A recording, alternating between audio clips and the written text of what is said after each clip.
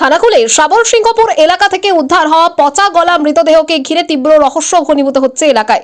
প্রায় 48 ঘন্টা কেটে গেলেও এই মৃতদেহটির কোনো পরিচয় উদ্ধার করতে পারা যায়নি বলে সূত্র মারফত জানা গেছে। পাশাপাশি মৃতদেহটি কার, কিভাবে এই এলাকায় পৌঁছালো, মৃত্যুর কারণ বা তা কি নিয়ে ঘটেছে বিষয়টি, সেই রহস্যই ঘনীভূত হয়েছে এলাকায়। প্রসঙ্গত, গত রবিবার রাতে সাবলসিংহপুর এলাকায় একটি জঙ্গলের মধ্যে থেকে এক ব্যক্তির পচা গলা মৃতদেহ উদ্ধার করে পুলিশ, কিন্তু তারপর থেকে এই মৃতদেহটি কার তা শনাক্ত করতে পারেনি পুলিশ। সম্প্রতি মৃত ব্যক্তির সাথে সামঞ্জস্যপূর্ণ কোনো নিখোঁজ হওয়ার ঘটনাও পুলিশের কাছে আসেনি।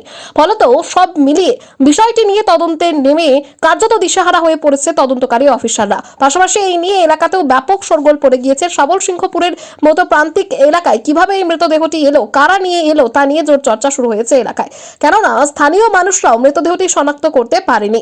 সব মিলিয়ে অজ্ঞাত পরিচয় এই মৃতদেহটিকে ঘিরে ক্রমেই রহস্য এবং কৌতূহল বাড়ছে খানাকুলবাসীর মধ্যে।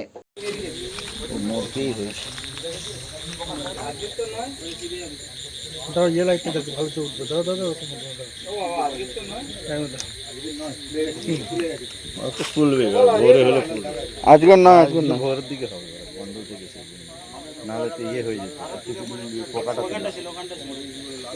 পোকাটা আসেনি মনে হয়, আজকে ভোরের দিকে হবে।